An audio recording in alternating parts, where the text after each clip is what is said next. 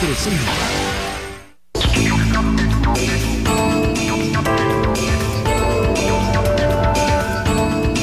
Hola, ¿qué tal? ¿Cómo les va? Soy Andrés Oppenheimer. Gracias por estar con nosotros en toda América Latina y Estados Unidos. Hoy vamos a tratar de responder una pregunta que nos hacen muchos de ustedes, especialmente los más jóvenes. ¿Cuáles serán los empleos del futuro? ¿Qué le aconsejaríamos estudiar a un joven que está por entrar en la universidad? ¿Cuáles son los trabajos que tendrán la mayor salida laboral en los próximos años? Estas preguntas no podrían ser más actuales porque la tecnología está reemplazando cada vez más empleos. Según un nuevo estudio, más del 40% de los trabajos actuales van a dejar de existir en los próximos 20 años y van a ser reemplazados por robots y por inteligencia artificial. Más del 40%. Ya casi no hay ascensoristas y hay cada vez menos agentes de viajes. Hasta los camarógrafos están desapareciendo. Aunque ustedes no lo vean, las 4 cámaras que nos están grabando en este momento son robóticas. Están siendo dirigidas desde un control remoto que muchas veces lo manejan desde Atlanta a cientos de kilómetros de nuestros estudios en Miami. La automatización y el Internet están reemplazando cada vez más empleos. Y la gran pregunta es, ¿cuáles serán los empleos del futuro? Le vamos a preguntar todo esto y mucho más al doctor José Cordeiro, uno de los coautores de un nuevo estudio titulado El Estado del Futuro, del Millennium Project, que ha reclutado expertos de varios países para tratar de ver, de vislumbrar dónde estará el mundo en el 2030 y que examina en un estudio separado cuáles van a ser los trabajos del futuro. Vamos a ver lo que nos dijo y luego lo vamos a analizar con varios invitados de primer nivel. Desde Washington nos va a acompañar la doctora Laura Ripani, especialista en mercados laborales del Banco Interamericano de Desarrollo. Muchas gracias por estar con nosotros. En nuestros estudios vamos a tener al doctor Fernando Figueredo, director de Servicios de Carreras Universitarias de la Universidad Internacional de la Florida, y a Alejandro Cerón, director de Recursos Humanos para América Latina de Marsh, una de las grandes multinacionales de recursos humanos. Bueno, pareciera que todos nos pusimos de acuerdo hoy para venir con corbatas azules.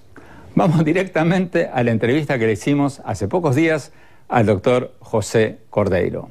Veamos.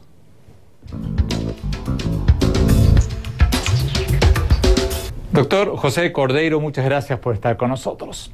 Antes de preguntarle sobre el tema del que vamos a hablar hoy, sobre los empleos del futuro y sobre el trabajo que ustedes hicieron sobre los empleos en el año 2030, cuéntenos un poco de las conclusiones del libro El Estado del Futuro 2014, este libro que ustedes en el Millennium Project acaban de publicar.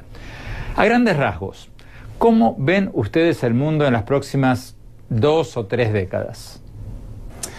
Bueno, nosotros estamos muy contentos en el Millennium Project de publicar nuestro nuevo libro, El Estado del Futuro, en esta edición donde monitoreamos 30 variables por casi 2 décadas y hacemos proyecciones durante una próxima década y vemos qué ha mejorado y qué ha empeorado a través de estos años y cuáles son las perspectivas a futuro. De 30 variables principales que llevamos monitoreando, 17 han mejorado y tienen la tendencia a seguir mejorando. Luego hay un grupo de 7 variables donde las cosas han empeorado. Y hay un grupo todavía más pequeño de 6 variables que no está claro si están mejorando o si están empeorando. Pero sin dudas, estamos hablando de 17, de 30 variables. Más de la mitad de las cosas que analizamos, que estudiamos a través de estas 2 décadas han mejorado. Por ejemplo, la expectativa de vida al nacer es indiscutible que cada vez vivimos más tiempo. La disminución de los problemas de nutrición o la cantidad de comida de la gente o las enfermedades que han ido cada vez reduciéndose más y la perspectiva es que eventualmente esto continúe en las próximas décadas. Entonces vivimos en mejores condiciones en todo el mundo y la tendencia, repito, es que esto va a seguir mejorando. Entonces estamos ganando más de lo que estamos perdiendo, ¿ok? Y los cambios se están acelerando. En las próximas décadas estas tendencias continúan y nosotros esperamos que la condición del mundo mejore más aún. ¿Y cuáles son las cosas que están empeorando? Claro, no todo es color de rosas. Hay cosas que efectivamente están empeorando. Te voy a mencionar las 7 variables que nosotros medimos que han empeorado, ¿no? El impacto ambiental, la desigualdad de los ingresos, los incidentes de terrorismo, los niveles de corrupción, las emisiones de dióxido de carbono, la reducción de la superficie forestal y el uso de aguas renovables. Esas 7 variables han ido reduciéndose en el mundo. Tampoco es todo igual en las diferentes partes del mundo, pero en promedio, para la humanidad, esas variables se han vuelto peores. Pero me llamó mucho la atención que ustedes, en el estudio sobre el estado del futuro, ustedes prevén menos guerras en el mundo. Pero si uno mira lo que está pasando en Siria, en la Franja de Gaza, en varias partes del Medio Oriente, otras partes del Medio Oriente, en Ucrania, pareciera que está ocurriendo todo lo contrario. No, en realidad no. La tendencia es la disminución de las guerras, pero no solo de este siglo XXI en referencia al siglo XX, sino al siglo XIX, al XVIII. Hay un investigador muy conocido, Steve Pinker, que escribió un libro que se llama Los mejores ángeles de nuestra naturaleza, en inglés The Better Angels of Our Nature, donde él explica cómo los niveles de violencia han venido reduciéndose desde el tiempo de los hombres de las cavernas y que realmente vivimos en el mejor de los tiempos posibles. Pero ahí quiero traer a acotación lo que nosotros pensamos en el Millennium Project, que las cosas no son tan buenas como los optimistas piensan, pero ciertamente no son tan malas como los pesimistas dicen. Entonces estamos mejorando, y yo creo que en la mayoría de las variables, incluyendo en el tema de los muertos en las guerras. Y si lo vemos en una perspectiva histórica larga y pensamos en los próximos 10 y 20, 30 años en el futuro. Entonces yo sigo siendo optimista porque esas son las estadísticas que tenemos acumuladas a través del tiempo. Otra cosa que me llamó la atención en el libro de ustedes están pronosticando menos pobreza en el mundo. Claro, bueno, y no solo nosotros. Bill Gates lo ha dicho en su famosa carta de la Fundación Gates de este año 2014. Él dijo que en el año 2035 probablemente ya no hayan países pobres en el mundo. Y esa es la tendencia. El Banco Mundial también lo ha dicho, un mundo sin pobres para el año 2030, máximo 2040. Y eso es lo que nosotros hemos también tratado de justificar en este libro, El Estado del Futuro, como las tendencias actuales que si continúan vamos a ir erradicando la pobreza del mundo, y no solo la pobreza, el hambre, las enfermedades, las guerras seguirán disminuyendo, los homicidios seguirán disminuyendo. Entonces las expectativas a largo plazo, te repito, siguen siendo positivas. Ustedes pronostican en el libro que va a haber más países que respeten las libertades fundamentales, pero si vemos lo que está pasando en Rusia, en China, en varios países latinoamericanos, pareciera que está pasando exactamente lo contrario. Bueno, de nuevo, hay altibajos en todo, pero las tendencias van hacia allá. Algo que va a revolucionar el mundo es la Internet gratis de banda ancha que se estima vamos a tener en todo el planeta Tierra en el año 2020, incluso probablemente antes. En este momento hay 3 grandes proyectos para que todo el planeta Tierra tenga Internet gratis. Rápidamente, Google, con los famosos globitos que están comenzando a experimentar primero en Nueva Zelanda, ahora en Brasil y pronto en otras partes del mundo. 2, Facebook con los drones. Y 3, otro grupo de estudiantes que tienen una compañía llamada Outernet con microsatélites. Entonces, yo no sé si son los microsatélites de los jóvenes estudiantes, o si son los drones de Facebook, o si son los globos de Google, pero yo sé que antes del año 2020 vamos a tener Internet gratis de banda ancha en el mundo entero. Esto va a cambiar la humanidad completamente. El hecho de que las personas puedan estar informadas a pesar de controles gubernamentales, hasta en Corea del Norte. Vayamos al tema de fondo del programa de hoy, los empleos del futuro. ¿Cómo van a ser los empleos del futuro? Mira, en los próximos 20 años vamos a ver más cambios que en los 200 años pasados. Hay que ver la magnitud de este cambio exponencial. 20 años próximos, más cambios que los últimos 200 años. Entonces, vayámonos para atrás. ¿Y cuáles eran los trabajos hace 200 años? Bueno, hace 200 años, el 80% de la humanidad, más o menos, trabajaba en el campo. Éramos agricultores. Tan solo 200 años atrás. Si tú ves las estadísticas hoy en Estados Unidos, es apenas el 2% de la población que trabaja en el campo. Y en el planeta entero, a pesar de que hay grandes poblaciones rurales en partes de África, en India, etcétera, digamos que estamos en cerca de 20% que trabajan en el mundo entero en el campo.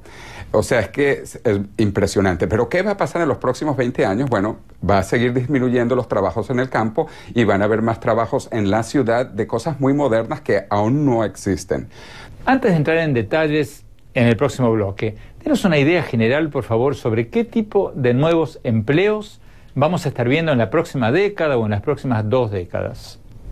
Vamos a ver nuevos trabajos que tienen que ver con innovación, con creatividad, con usar la mente humana, nuevas actividades incluso artísticas, donde los humanos llevamos una ventaja enorme a las máquinas, a los robots. Entonces, trabajos que han desaparecido, por ejemplo, es el de carteros, el de conductores de coches a caballos, gente que hace velas, gente que trabaja en el correo. En los Estados Unidos, por ejemplo, la gente que trabaja en las gasolineras, estaciones de gasolina, ya no hay básicamente. Entonces, estos son algunos de los trabajos que además que eran aburridos.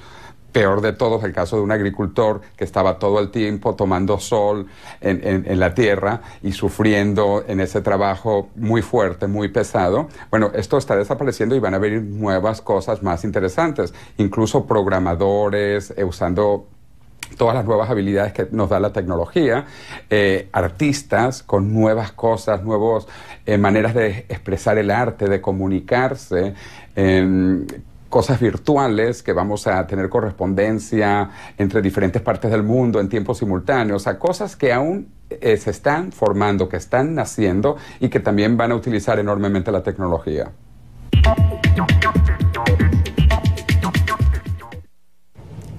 Tenemos que ir a un corte y cuando volvamos vamos a ver cuáles van a ser los empleos y cuáles van a ser las carreras del futuro. Ya volvemos.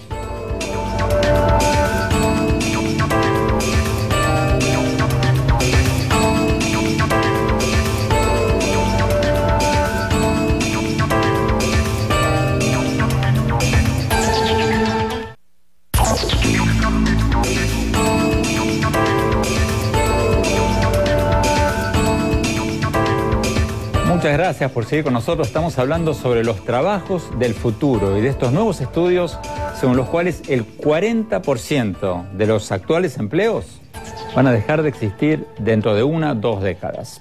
Seguimos con la entrevista con el doctor José Cordeiro, que acaba de hacer este estudio sobre los empleos en el año 2030. Veamos.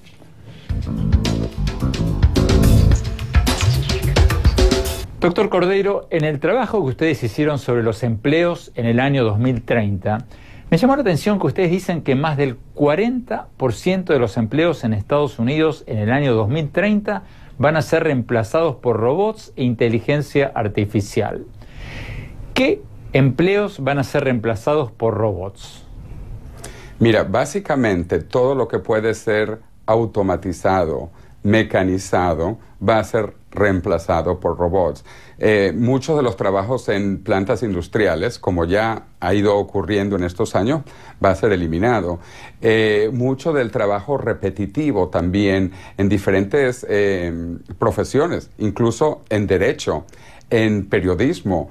Mucha de esta información se puede automatizar y robots e inteligencias artificiales lo van a hacer. Y ya lo estamos viendo. Por ejemplo, ya hay inteligencias artificiales que escriben artículos de prensa, comenzando con cosas relativamente fáciles, que es los resultados de un partido de fútbol, un partido de béisbol, por ejemplo, o también en el sector financiero, cuánto ha subido la acción de una compañía, cuánto ha bajado la acción de otra compañía. Todo eso ya lo están haciendo inteligencias artificiales.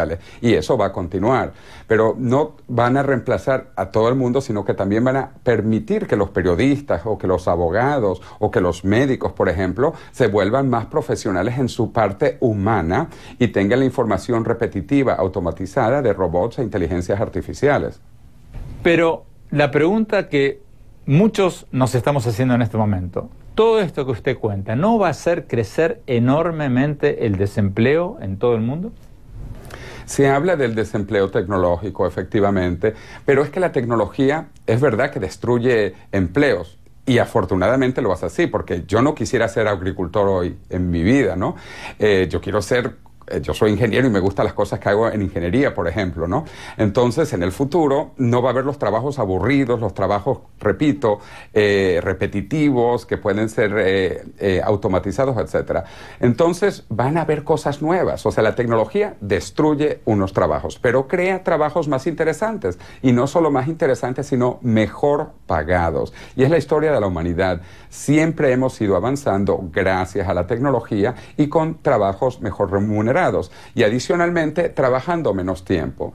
Si nos vamos históricamente, fíjate, hace 2000 años atrás no existía el fin de semana.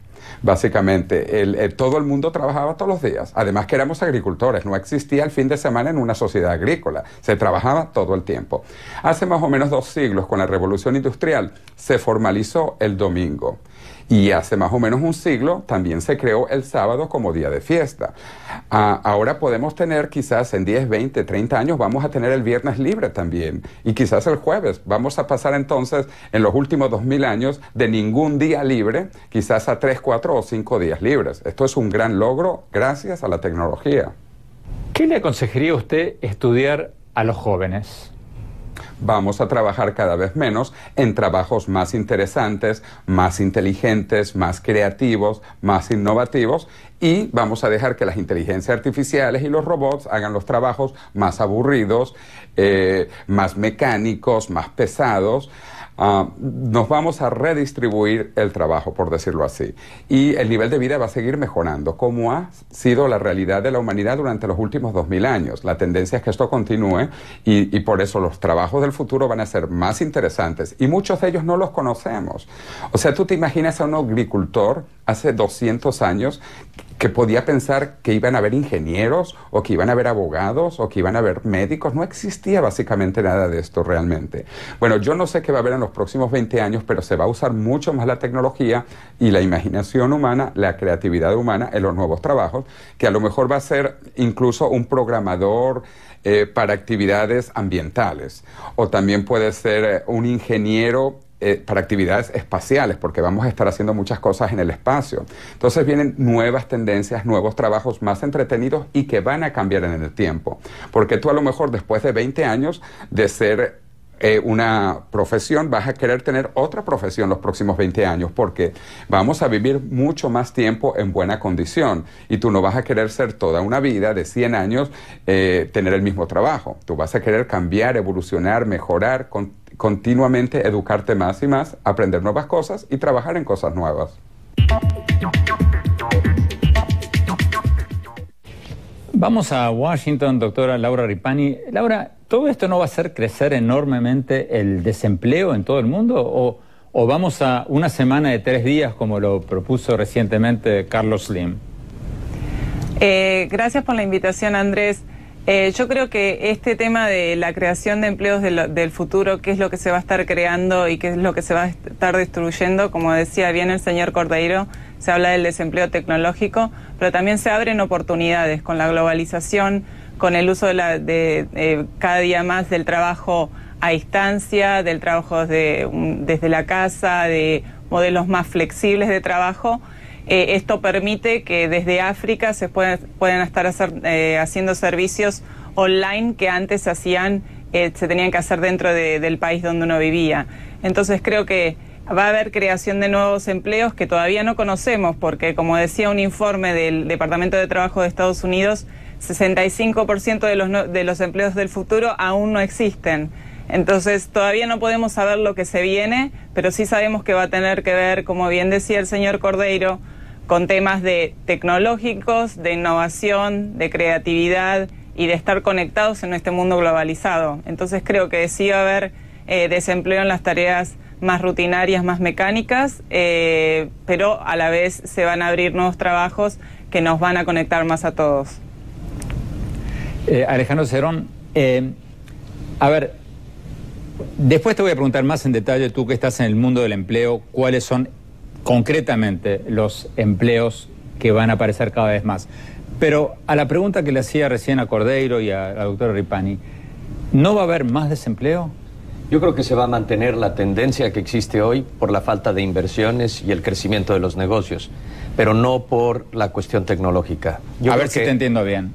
No va a ser porque los robots están reemplazando a los humanos, sino por la falta de inversión, por el decrecimiento que tenemos en la economía en muchos otros aspectos. Pero la robótica no es la que va a cambiar. Como decía el doctor Cordeiro, va a haber mucho más trabajo de otro tipo. Yo vería esto más como una transformación. La revolución industrial trajo una transformación, no solo una eliminación de posiciones. A ver, concretamente, dame un ejemplo. O sea, un robot que reemplaza a los camarógrafos nuestros, como ya es el caso. Un robot que reemplaza a un trabajador automotriz. Y vamos a tener otro tipo de empleos. Por ejemplo, empleo como el manejo de estas computadoras que hoy están manejando todo este estudio.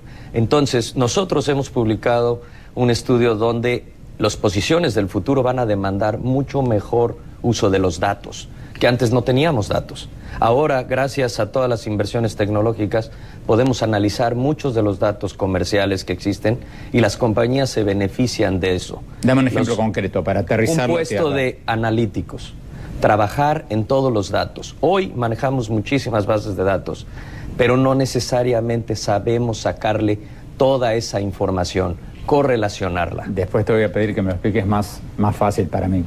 Vamos a un corte y ya volvemos. Seguimos con este tema.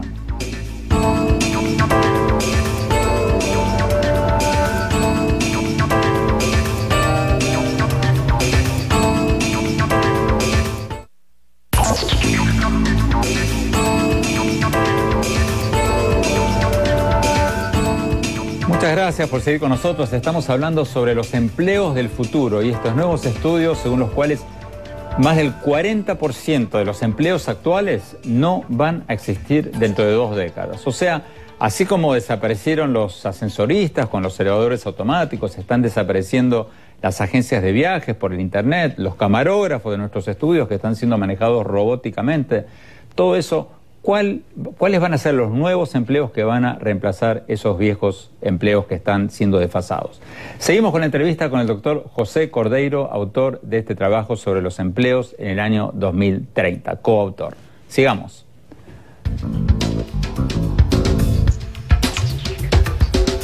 Doctor Cordeiro, ¿qué le aconsejaría estudiar a un joven hoy día? ¿Qué características van a tener los empleos de los próximos 10, 20 años como para aconsejarlos a que vayan por ese camino? Mira, yo que también doy clases, yo les recomiendo 3 cosas a mis estudiantes. Más allá de la carrera que estudian, porque primero uno tiene que tener una pasión por lo que estudia. Entonces cada persona tiene pasiones distintas, pero yo estoy seguro que nadie tiene la pasión de ser agricultor hoy en día, o de trabajar en el correo, por ejemplo, o de trabajar en una gasolinera. Cada vez queremos usar más nuestro cerebro, nuestra mente, imaginación, etc. Entonces, primero, que estudien lo que quieran realmente, pero 3 cosas son las que yo recomiendo, además de lo que estudien, ¿no? Una, que tienen que saber de tecnología. Este mundo cada vez está más relacionado con la tecnología. Hay una fusión entre humanos y tecnología que sigue creciendo aceleradamente. Entonces, 1, tecnología. 2, hay que aprender inglés. El inglés es la lengua franca del mundo hoy en día. Entonces, y mucha de la tecnología, aunque la desarrollen los chinos o los japoneses, ellos también escriben en inglés. Entonces, hay que saber inglés. Y 3, hay que viajar. Hay que ver el mundo. El mundo está lleno de oportunidades para cualquier profesión. Entonces, te digo, a mí no me importa la profesión. Yo creo que vamos a seguir con médicos, con abogados, con periodistas, con ingenieros, con todo, pero cada vez más tecnificados, cada vez más globalizados, de gente que viaja y cada vez con gente que sea por lo menos bilingüe en su lengua materna, en el caso nuestro en América Latina principalmente español o portugués, pero además tenemos que hablar inglés y los que quieran algo más complicado pues hasta chino.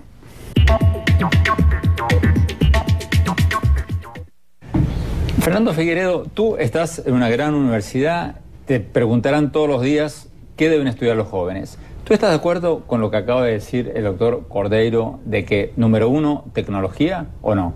No, definitivamente que la tecnología está teniendo un impacto a nivel global, seguro, y en lo que vemos dentro de la universidad. la Universidad Internacional de la Florida, y con las otras universidades que tenemos muchos enlaces en Latinoamérica. Los ingenieros, los que están estudiando informática, ciencias informáticas, ellos están siendo todos contratados. Es decir, hasta los que tienen las notas más pequeñas comparadas a los sobresalientes, todos los ingenieros. O sea, hay una salida laboral tremenda, casi garantizada para los que estudian tecnología, ingeniería y todo lo que tiene que ver con el mundo de informática. Ese grupo sin duda está teniendo mucho éxito en ser contratado. Pero acuérdate también que en lo que es el desarrollo, el crecimiento de las personas de tercera edad está creando una necesidad tremenda en la industria de medicinas.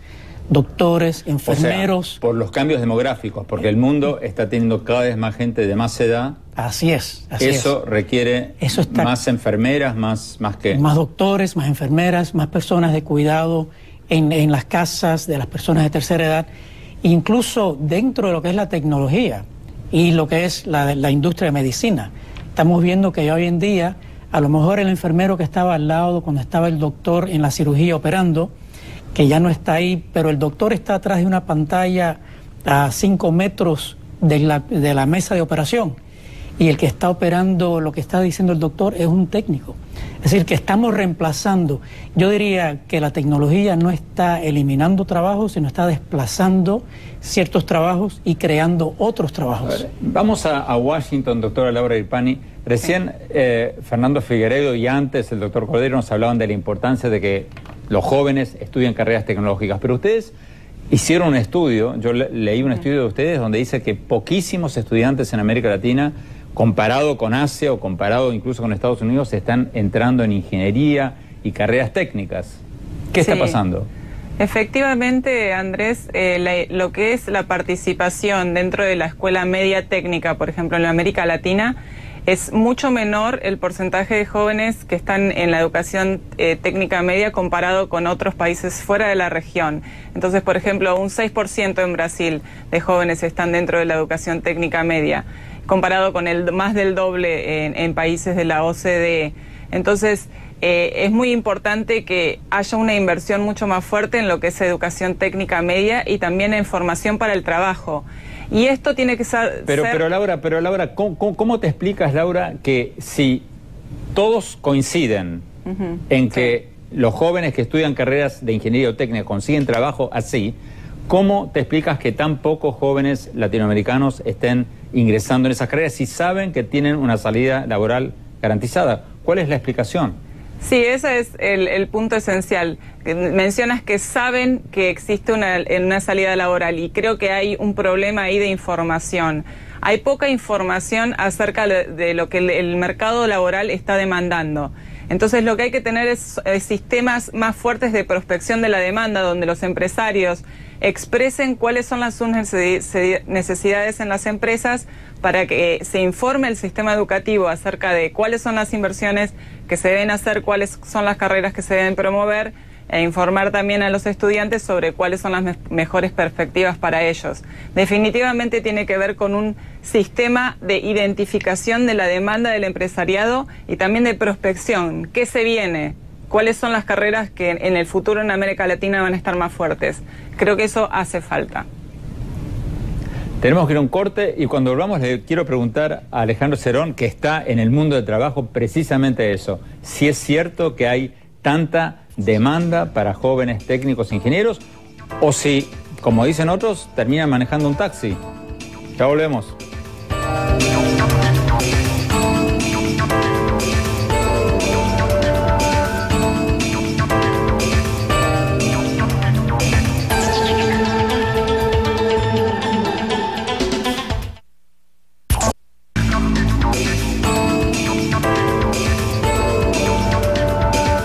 Muchas gracias por seguir con nosotros. Estamos hablando sobre los trabajos del futuro y de estos nuevos estudios según los cuales más del 40% de los empleos actuales no van a existir dentro de apenas 1 o 2 décadas.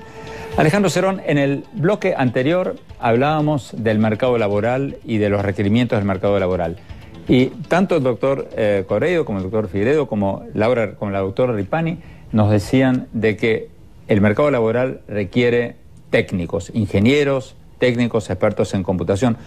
Tú estás en una de las empresas más grandes del mundo de recursos humanos que se dedican precisamente a eso. ¿Cierto o falso? Es definitivamente cierto, pero también te diría que no se elimina ninguna de las otras carreras.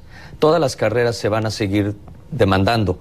De hecho, hoy hay una gran necesidad de técnicos para diseñar toda la robótica, una gran necesidad de informáticos para trabajar en desarrollos de software y de tecnologías, pero siempre y cuando conozcan del negocio. Y las demás carreras tienen que conocer muy bien o tener afinidad a la tecnología. No quiere decir que solo se dediquen a tecnología. Dame ejemplos prácticos. Definitivamente, una persona en mi área, en recursos humanos, hoy ya no puede trabajar sin el uso de la tecnología. El trabajo de los cazadores de talento versus el nuestro en la búsqueda desde la compañía, ahora con redes como LinkedIn, tenemos el trabajo casi hecho todos los días buscando talento. Tenemos una base de datos enorme. El reto de los buscadores de talento es cómo la mantiene actualizada. Da la casualidad de esta forma, está actualizada porque el mismo buscador de empleos se mantiene actualizado a sí mismo. El director de recursos humanos y cualquier miembro del área tiene que estar al día de toda esa tecnología. Pero tú estás de acuerdo en que los jóvenes que están estudiando ingeniería, computación, van a tener muchísima más salida laboral que todos los demás. Yo te diría que hay una gran necesidad de ellos porque hay mucho desarrollo pendiente que se tiene que hacer. Pero vamos a seguir necesitando todos los cargos. Lo que tiene que cambiar en la mentalidad de los buscadores de empleo, los estudiantes de los que tú hablabas, es que estemos preparados para un trabajo cambiante, que estemos preparados para un trabajo que no dura mucho como antes. Ahora van a ser tiempos determinados. La compañía demanda, como en los 80s, el justo a tiempo en cuestión de producción. Bueno, yo leí una estadística de la Secretaría de Trabajo de Estados Unidos que el trabajo promedio en Estados Unidos hoy día es de 4 años y medio. Es una rotación enorme, pero da también una variedad. Pero tú dices que la gente va a tener que reinventarse. Va a tener que trabajar mucho en eso y además ser lo suficientemente flexible, porque hoy ya no compites con tu vecino y los dos van a trabajar en una fábrica que está cerca. Hoy compites con una persona que está en Dubái, conectado tecnológicamente. Hoy tenemos una competencia global con la cual tenemos que trabajar y lidiar todos los días. Entonces, cuando tú lanzas una compañía, ahora necesitas un analista de mercado por un tiempo determinado. Después vas a tener una necesidad de un diseñador de tu página web por un tiempo determinado. Todo esto, entonces, tenemos que emplearnos a nosotros mismos o trabajar en entidades que están brindando este servicio constantemente a muchas más compañías.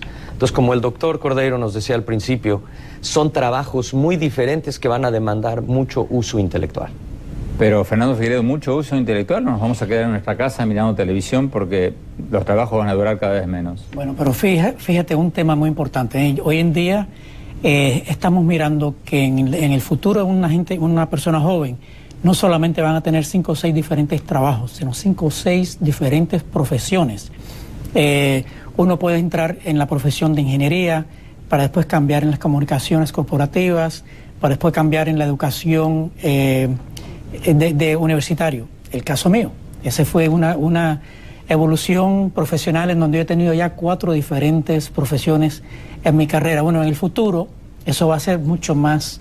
Y entonces pero las empresas cuando miran el currículum de alguien, sí, no quieren a alguien que tenga experiencia. Sí, sí. Y que... A eso voy. Lo que están mirando hoy en día es que tengan experiencia, por lo menos una pasantía en su área de estudios, que tengan un razonamiento analítico. Lo que nos están pidiendo los empleadores es que el estudiante venga con por lo menos un nivel de razonamiento analítico para poder resolver problemas. No quieren que solamente sean académicos, sino que tengan ese nivel de razonamiento analítico.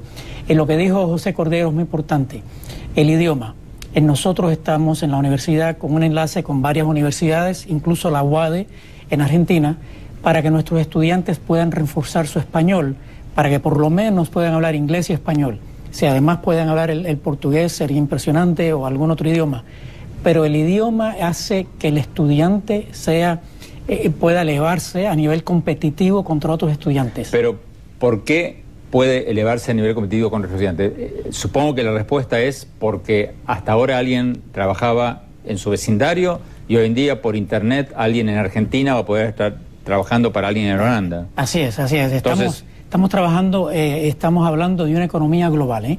Y la persona definitivamente puede estar en cualquier parte del mundo manipulando una serie de diferentes posiciones y proyectos, pero uno quiere que del otro lado se pueda comunicar con este lado. Entonces esa comunicación es clave. Doctora Ripani, en Washington, concretísimamente, si tu sobrina te pregunta, ¿qué me aconsejas estudiar? Tú que eres una especialista en mercados laborales, ¿qué carrera me aconsejas seguir?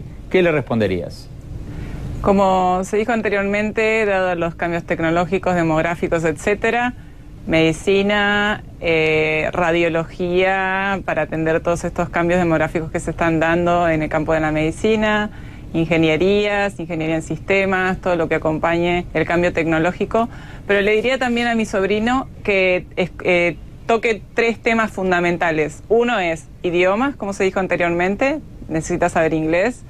Otro es que fortalezca también sus habilidades blandas, que es comunicarse mejor con los demás, trabajar en equipo, responsabilidad, puntualidad. Y también le diría que tiene que adaptarse al cambio y pensar que no va a estudiar una sola cosa, que a lo largo de la vida todo el tiempo va a tener que estar formándose. Entonces que tiene que haber sistemas de formación continua que apoyen a esas personas a que van a tener que cambiar de trabajo, van a tener que cambiar de empresa. Se está dando ya que hay muchísima movilidad en el mercado laboral, entonces tiene que estar la persona preparada para afrontar el cambio y abrazar el cambio. Fernando Figueredo, ¿qué le aconsejarías a tu sobrino o a tu sobrina? Bueno, definitivamente, como seguimos hablando, la parte de ingeniería, ciencias de informática, porque ese es el futuro. Pero también, si quiere una carrera en comercio, en empresas, que se vaya a la contabilidad, a marketing y quizás a ventas, ¿eh? Hoy en día vivimos en un mundo muy, muy competitivo para las empresas. En la parte de marketing y ventas se convierte en muy importante para cualquier empresa. En la parte de que no quiero dejar fuera, la parte del desarrollo en la industria de medicinas, tanto enfermeras como doctores, como todos los que están apoyando todo ese proceso para ayudar a los enfermeros, etcétera. Y la educación, que se nos había quedado fuera. Sin la educación, es decir, sin profesores desde el nivel de kindergarten hacia ya universitario, hoy en día se necesitan más y más esos profesores. Y todos los países se están dando cuenta... ¿Se van a necesitar más profesores con la educación virtual? Sí, mira, el desarrollo de educación virtual. La educación virtual está trayendo una transformación bastante importante en universidades. Pero a nivel de kindergarten a high school, ¿no?, a secundaria, sí necesitamos esos profesores que estén ahí frente a frente, y la mayoría de los países se han dado cuenta que el desarrollo económico de su país tiene que estar amarrado directamente a la educación. Alejandro Cerón, en un minuto tu sobrino te pregunta, tío, ¿qué estudio? Le diría que estudie lo que le apasione, pero le recomendaría carreras como ingeniería, como actuaría, como economía y áreas comerciales. Todas ellas con un común denominador de tecnología.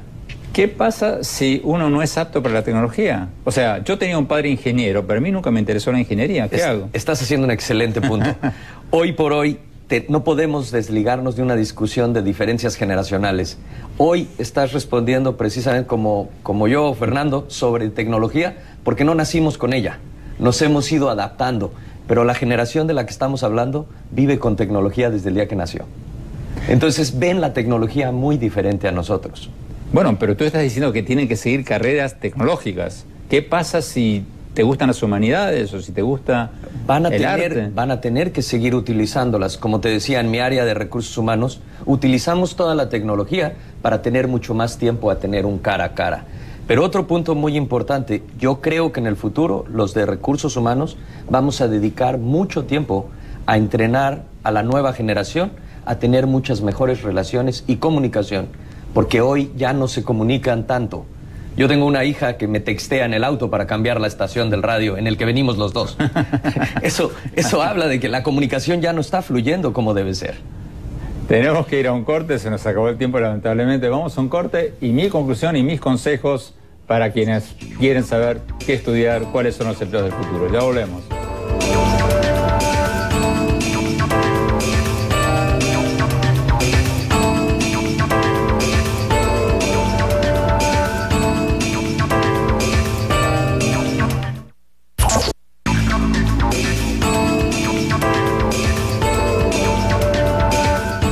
Muchas gracias por habernos acompañado y no se olviden de escribirnos a nuestro Twitter, @OppenheimerA, y a nuestra página de Facebook, a la que pueden entrar por nuestro sitio web oppenheimerpresenta.com.